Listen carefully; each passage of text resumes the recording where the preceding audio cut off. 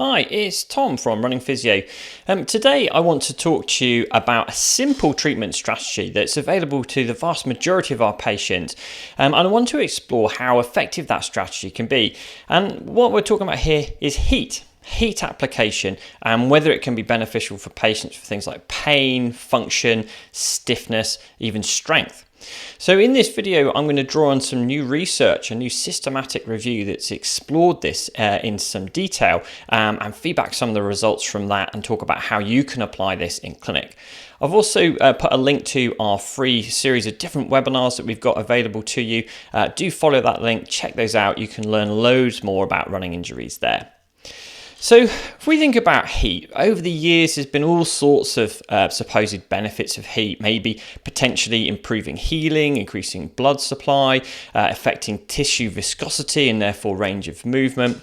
And it's something patients will often apply themselves. So I think it's intriguing to have a look into the research and see, is this actually something that can be effective for people? Because if it is, it's a low cost, simple treatment that they can use on their own at home. It places them in control. So I looked into some of the research and found this new review from Clijsen et al. Just published that explores this. So we're going to talk through some of the results of this. Now, this is a systematic review of 25 studies, about 1,300 participants altogether, so quite a large review. And they're mainly looking at local heat application. So they're not talking about things like shortwave diathermy that can provide heat or infrared lamps. We're talking mainly simple things like heat wraps or heat applications through hot water bottles and things that patients can use at home.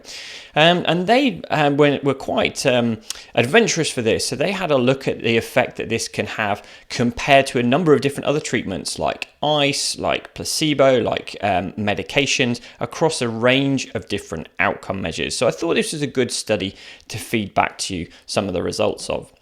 Now, they came up with these three key conclusions from this study, and I think this is a good place to start, because if you have a look at the study, it's a big one. There's lots in there to unpack. So if I try and give you every result and every comparison, the messages are soon going to get lost. So let's have a look at some of the headlines here. Now, in this study, they found that compared to no treatment, local heat application appeared to demonstrate moderate to large beneficial effects on pain relief and improved physical function immediately after application. So it does appear to compared to no treatment at all, that local heat application can be pretty effective for pain relief and improving function. They also compared it to standard treatment. And again, here they conclude that local heat application resulted in significantly greater pain relief and physical function improvement compared to standard treatment. The issue is, of course, we have here is what is standard treatment. And this isn't defined within this review, and you'd have to drill down into some of the individual studies to look at what that is. But I would imagine there's quite a variety of different things that may be considered standard there.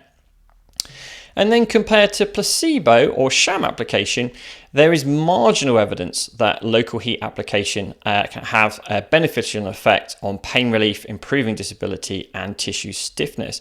Now, this is quite interesting then, that it does seem to outperform placebo or sham, but maybe only just. And that might question whether there might be some placebo effects here with heat application, which you'd expect. Like any treatment effect, it's going to have a placebo part to it. And maybe, let's face it, we just quite like the idea of a bit of heat. It feels therapeutic, so perhaps there comes a bit of a placebo effect with that. So those were the main three conclusions that the study reported in their summary. There's another one that I've kind of dug out of their data, which I think is quite interesting, and that's if we compare heat versus pharmacological treatment, so various different medications. What they reported is that positive effects were seen in favour of local heat application on pain relief, disability, range of movement, and tissue stiffness.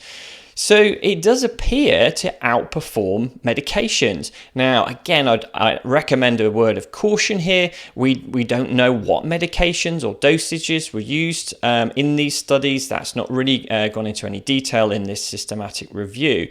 But when we think about heat, for the most part, it's a fairly low risk, self-applied application that people can use at home that isn't likely to come with the side effects that we see from a number of the different types of pain relief. Certainly things like opioids, we know, have a range of different side effects that we like to avoid. So if it's able to improve some of these measures of pain, function, possibly stiffness versus medications, should people perhaps be reaching for the heat pack before they're reaching for their pain meds? One for discussion, really. I'd be interested to see what you think in the comments about this. So lots of potential benefits for heat application. And really just to try and summarize some of the findings of this study, it does appear that heat is beneficial for improving pain and physical function.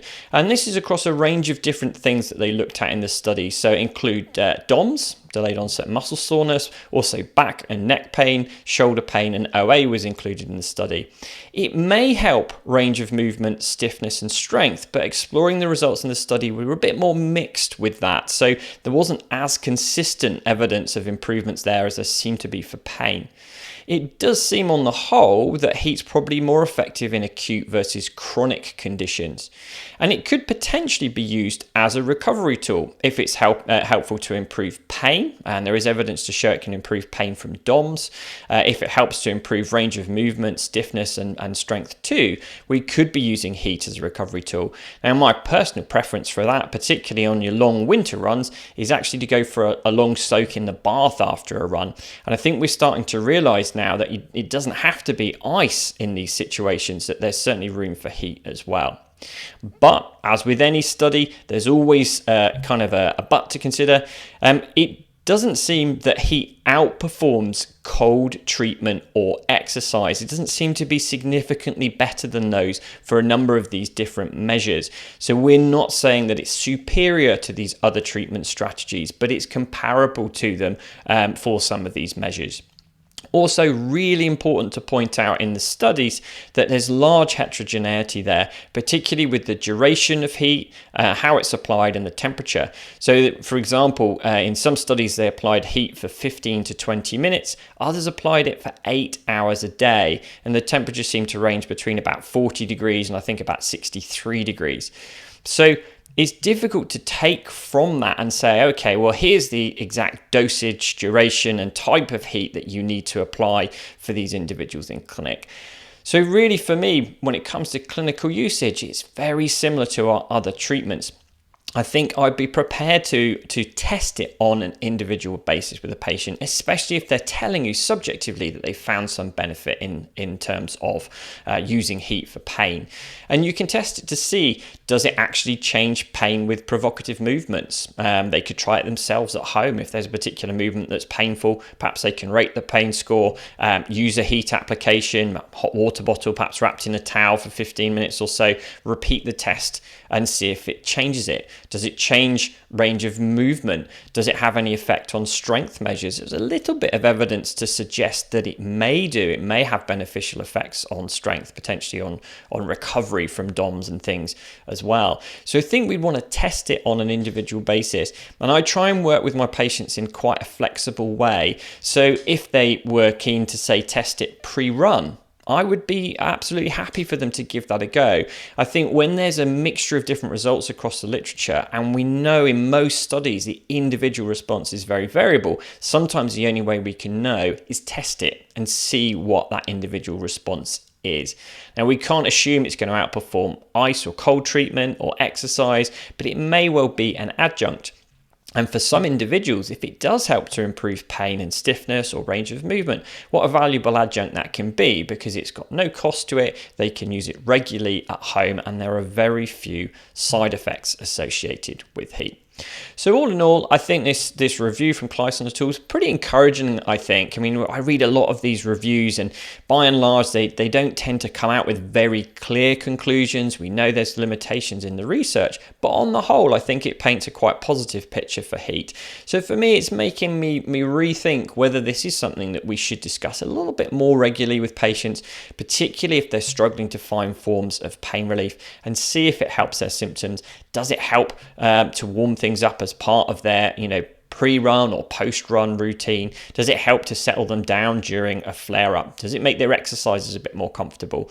Why not experiment a little bit and find out? And if it doesn't, remember that we have other options, comparable results perhaps from cold treatment or just the exercise options on their own. So I like this idea of having more options available to us, more available to the patient. We just need to test to see what works for them.